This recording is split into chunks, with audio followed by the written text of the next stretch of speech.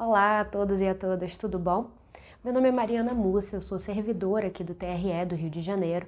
Eu estou concluindo agora o meu doutorado em Direito Constitucional pela Universidade Federal, também aqui do Rio de Janeiro. E é com grande entusiasmo que eu venho tentar contribuir para esse projeto tão importante e tão relevante da nossa Escola Judiciária Eleitoral, que é o projeto dos 5 minutos de informação.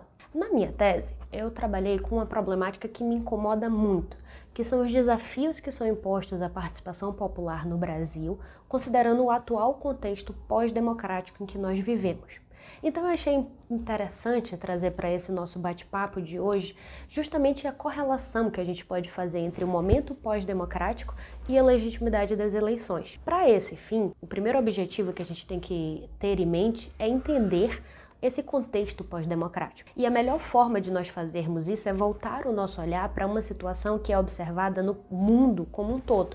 Ela não está restrita a um ou dois países. É uma tendência global que pode ser observada principalmente a partir dos anos 2000. Vejam bem, até meados dos anos 2000, foi comum a gente presenciar muitos países saindo de regimes ditatoriais e aderindo a democracias, e países até então que já tinham modelos democráticos consolidando cada vez mais esse modelo. E notem, aqui eu não quero nem entrar no mérito do tipo de democracia que foi adotada nesses países. Se era uma democracia plena, restrita, uma democracia mínima, mas o fato é, temos modelos democráticos aderidos por esses países. A grande questão foi que, a partir dos anos 2000, os estudiosos começaram a observar que esses modelos democráticos, não só os recentes modelos desses países que saíram de regimes ditatoriais para modelos democráticos, como países até então que eram referências de democracia, todos esses países começaram a apresentar preocupantes regressões democráticas. Começaram a apresentar sinais de ataques à democracia que cada vez mais intrigavam os estudiosos. O que foi observado nos estudos é que estava acontecendo um verdadeiro recuo democrático. Ou seja, cada vez mais ideias antidemocráticas, ideias totalitárias, elas conseguiam ter espaço nesses países. E a grande questão que começou a intrigar esses estudiosos é que o mecanismo utilizado para a ascensão dessas ideias autoritárias e antidemocráticas eram instrumentos fornecidos pela própria democracia. Ou seja, já não se utilizava mais daquele modelo antigo de golpes de Estado para poder chegar até ideias autoritárias. Pelo contrário, a democracia estava sendo utilizada contra a própria democracia. Cada vez mais institutos da democracia, eles eram mantidos só no aspecto formal, porque materialmente o conteúdo deles era minado, era afetado. E para que essa análise ela não fique tão abstrata, a gente pode observar isso focando em 3 pilares das democracias liberais.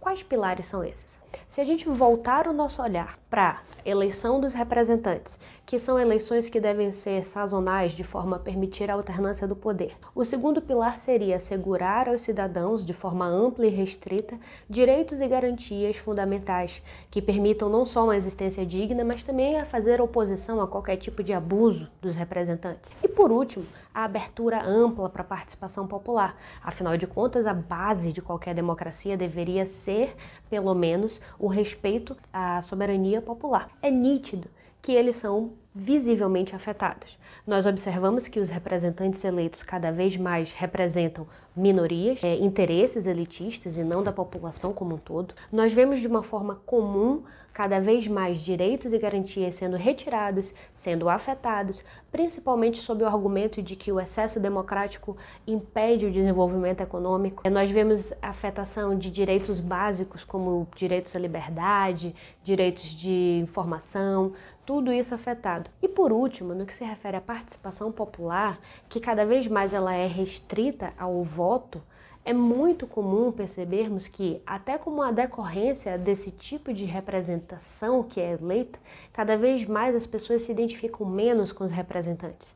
E isso é muito grave, porque isso fortalece uma apatia participativa. Isso fortalece o que nós chamamos de um verdadeiro desencanto democrático. As pessoas se sentem cada vez menos representadas e, por conta disso, evitam de participar, entendem que aquele caminho de participação ele é insuficiente. E isso é grave. Isso é grave porque as pessoas começam a questionar até que ponto esse modelo democrático ele vale a pena.